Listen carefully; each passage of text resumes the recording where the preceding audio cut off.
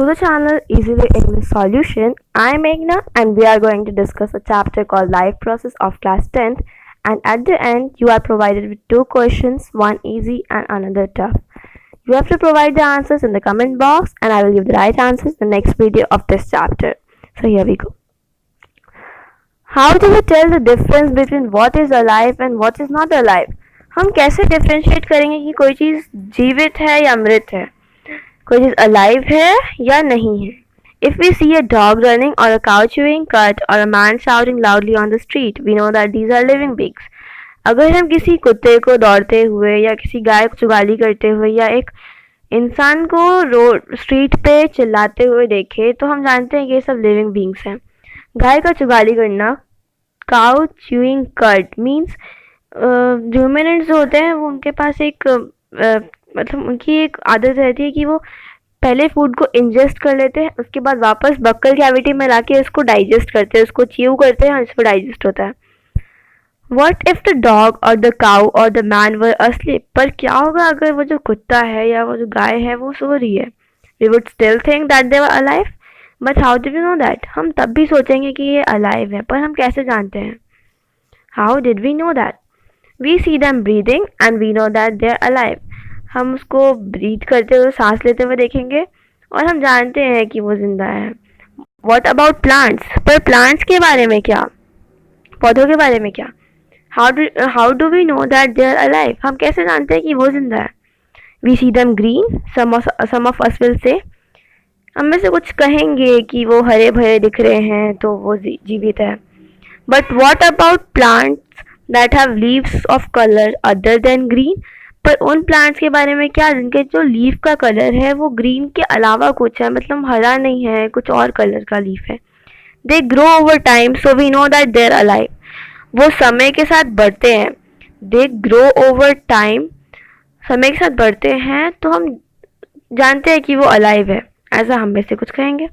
In other words we tend to think of some sort of movement either growth related or not as a common evidence for being alive.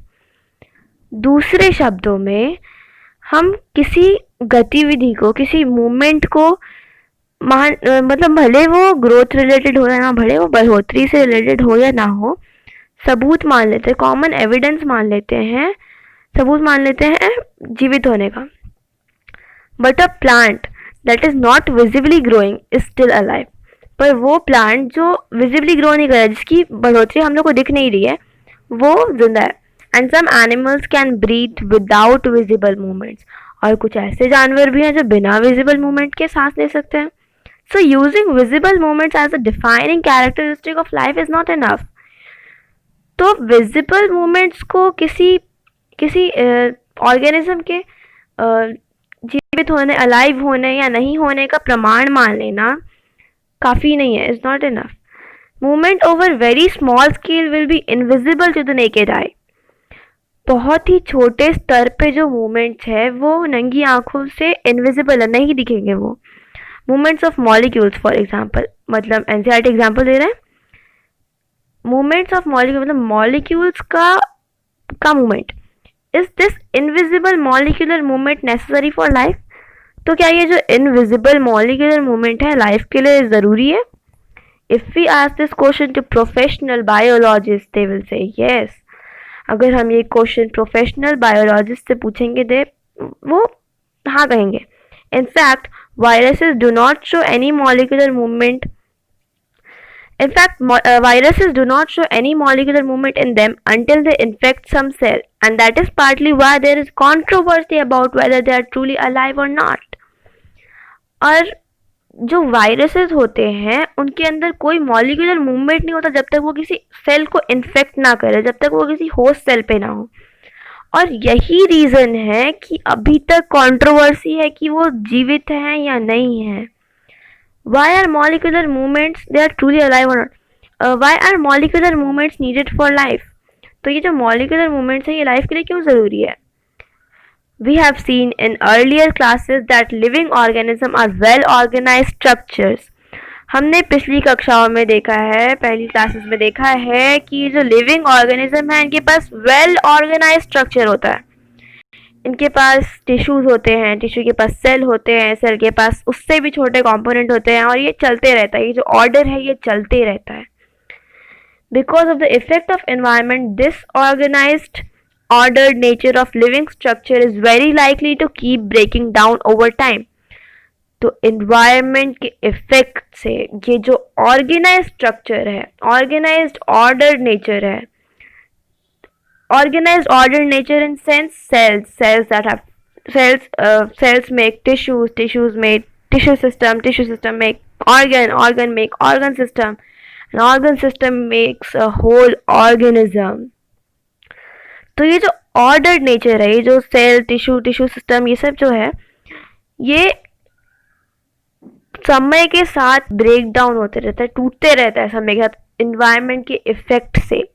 If order breaks down the organism will no longer be alive. तो ये जो order है ये अगर break down हो गया, अगर टूट गया, तो ऑर्गेनिज्म फिर मर जाएगा, ऑर्गेनिज्म मर जाएगा.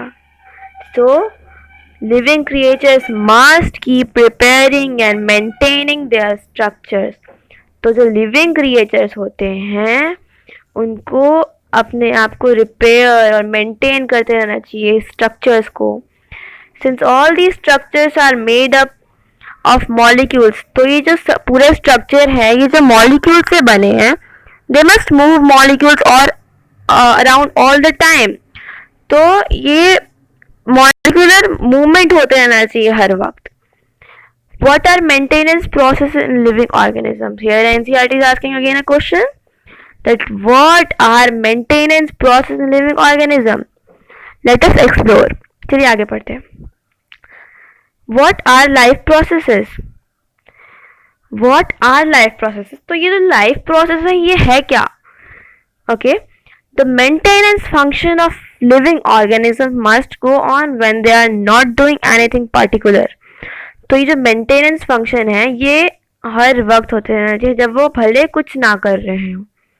Even when we are just sitting in a class, even we are just asleep, the maintenance job has to go on. जब हम लोग सिर्फ क्लास में बैठे हों या हम लोग सो रहे हों, पर ये maintenance job चलते रहना चाहिए. The process which together perform this maintenance job are life processes. तो ये जो प्रोसेस है जो साथ में ये मरम्मत का काम कर रहा है इसको बोलते हैं life process. This is the definition of life process. Okay. Since these maintenance processes are needed to prevent damage and breakdown, energy is needed for them. तो ये जो मरम्मत का काम है इसको डैमेज को प्रिवेंट करना है और ब्रेकडाउन से प्रिवेंट करना है, तो एनर्जी चाहिए इसको फ्यूल चाहिए. जैसे गाड़ी को आगे बढ़ाने के लिए पेट्रोल या डीजल की ज़रूरत होती है, वैसे ही बॉडी को एनर्जी चाहिए. बॉडी का फ्यूल होता है energy. This energy comes from outside the body of the individual organism. तो ये जो एनर्जी है ये बॉडी के बाहर से आती है किसी इंडिविजुअल ऑर्गेनिज्म में. So there must be a process to transfer a source of energy from outside the body of the organism which we called food.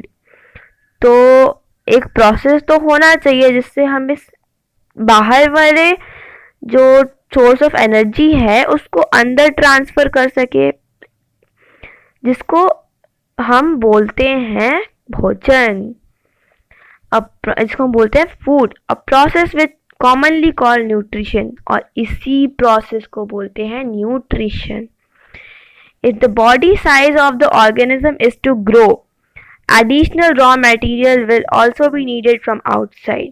तो अगर आपको बॉडी साइज बढ़ाना है, अगर छोटे छोटे बच्चों को बढ़ना है, अगर आपको मसल्स चाहिए, आपको डोले शोले चाहिए, तो आपको एडिशनल रॉ मटेरियल तो देना पड़ेगा अपनी बॉडी को, वो तो बाहर से ही आएगा.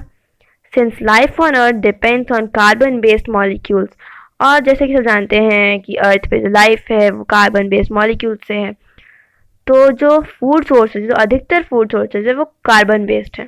Depending on the complexity of these carbon sources, different organism can use different kinds of nutritional processes. तो कार्बन सोर्सेज की कॉम्प्लेक्सिटी को देखते हुए अलग अलग ऑर्गेनिज्म अलग अलग न्यूट्रिशनल प्रोसेसेस का इस्तेमाल करते हैं. Okay, the outside source of energy which could be quite varied since the environment is not under the control of the individual organism. तो बाहर से जो सोर्स ऑफ एनर्जी हम ले रहे हैं ये तो बहुत वेराइड है सिंस द हाँ तो क्योंकि एनवायरनमेंट तो भाई किसी ऑर्गेनिज्म के कंट्रोल में नहीं है. These sources of energy therefore need to be broken down or built up in the body. तो ये जो sources of energy हैं इसको broken down, इसको टूटना पड़ेगा और बॉडी के अंदर बनना पड़ेगा. मस्ट बी और इसको एक फाइनली एक यूनिफॉर्म सोर्स में ऑफ एनर्जी में कन्वर्ट करना है ताकि that can be use for, जो कि वेरियस मॉलिक्यूलर मूवमेंट्स के लिए ज़रूरी है, जो लाइफ लिविंग स्ट्रक्चर्स को मेंटेन करता है, as well as to the kind of molecules the body needs to grow. और हाँ, बॉडी को भी अलग अलग तौर के अलग अलग तरीके के मॉलिक्यूल्स की ज़रूरत होती है बढ़ने के लिए. For this a series of chemical reaction in body are necessary. और इसके लिए बहुत सारे केमिकल रिएक्शंस बॉडी के नेसेसरी होते हैं, बहुत ज़रूरी होते हैं. Oxidizing reducing reaction are some of the most common chemical means to break down molecules. Oxidizing और reducing reaction जो होते हैं, जो हमने चैप्टर फर्स्ट में पढ़े हैं केमिकल रिएक्शन एंड इक्वेशन में, ये सबसे कॉमन मीन्स होते हैं मॉलिक्यूल्स का ब्रेक डाउन के लिए. For this many organism use oxygen source from outside the body. और इसके लिए अधिकतर ऑर्गेनिज्म बाहर से किसी ऑक्सीजन सोर्स का इस्तेमाल करता है. The process of acquiring oxygen from outside the body and to use it in the process of break down of food sources for cellular needs is what we call respiration. तो oxygen का एक्वायरेशन, oxygen को body के अंदर लेना, body के बाहर से बॉडी के अंदर लेना और उसको फूड सोर्सेज के ब्रेक डाउन में यूज करना, जो कि हर सेल की नीड्स होती है, इसी प्रोसेस को हम बोलते हैं respiration. In case of single celled organism, no specific organ for taking in food, exchange of gases और removal of waste may be needed because the entire surface of the organism is in contact with the environment. और अगर कोई single celled organism है तो उसको तो किसी specific organ की ज़रूरत नहीं है फूड लेने के लिए, या फिर एक्सचेंज ऑफ गैसेस के लिए, या फिर रिमूवल ऑफ वेस्ट के लिए, क्योंकि उसका तो इंटायर बॉडी सरफेस, उसका तो पूरी बॉडी एनवायरनमेंट के कांटेक्ट में है. तो लेकिन क्या होगा अगर बॉडी साइज ऑर्गेनिज्म का बढ़ा या फिर बॉडी डिज़ाइन और कॉम्प्लेक्स हुआ? In multicellular organism all the cells में not be in direct contact with the surrounding environment. तो मल्टीसेलुलर ऑर्गेनिज्म में सारे सेल्स तो सराउंडिंग के कॉन्टैक्ट में नहीं होते एनवायरनमेंट के. तो इसीलिए सिंपल डिफ्यूजन, मतलब डिफ्यूजन प्रोसेस हम लोगों ने पढ़ा था 9th क्लास में, the flow of material from a higher concentration to a lower concentration को बोलते हैं डिफ्यूजन. तो इससे तो कॉम्प्लेक्स ऑर्गेनिज्म की रिक्वायरमेंट पूरी नहीं होगी सेल्स की. We have seen previously how in multicellular organism various body parts have specialized in the functions they perform. और हमने पहले ये देखा है कि कैसे अलग अलग मल्टीसेलुलर ऑर्गेनिज्म, उनके अलग अलग बॉडी पार्ट्स स्पेशलाइज्ड फंक्शंस, मतलब उनके पास अपना स्पेशलाइज्ड फंक्शन होता है. We are familiar with the idea of these specialized tissues and with the organization in the body of organism. और हम इससे भी वाकिफ हैं कि वो स्पेशलाइज्ड टिश्यूज क्या होते हैं और उनका ऑर्गेनाइजेशन क्या होता है बॉडी में. It is therefore not surprising that the uptake of food and oxygen will also be the function of specialized tissues. और इसमें भी कोई अचंभित होने वाली बात नहीं है कि फूड और ऑक्सीजन का जो अपटेक है, जो उसको हम लोग ग्रहण करते हैं, वो उसके लिए भी कोई स्पेशलाइज्ड टिश्यू ना हो, मतलब होगा ही, ऑब्वियस है. However, this poses a problem since the food and oxygen are now taken up at one place in the body of the organism, while all parts of the body need them. और इससे एक problem create होती है कि जो food और oxygen हम लोगों ने इनटेक किया वो सिर्फ एक प्लेस पे है बॉडी में, जबकि सारे बॉडी पार्ट्स को, सारे सेल्स को उसकी ज़रूरत है. This situation creates a need for a transportation system for carrying food and oxygen from one place of the body to another. मतलब ये जो सिचुएशन बन रहा है कि ऑक्सीजन एक ही प्लेस पे रह जा रहा है, ऑक्सीजन और फूड, तो इसकी वजह से एक ट्रांसपोर्टेशन सिस्टम की नीड जनरेट होती है ताकि वो फूड और ऑक्सीजन को एक प्लेस से दूसरे प्लेस ले जाए बॉडी में. When chemical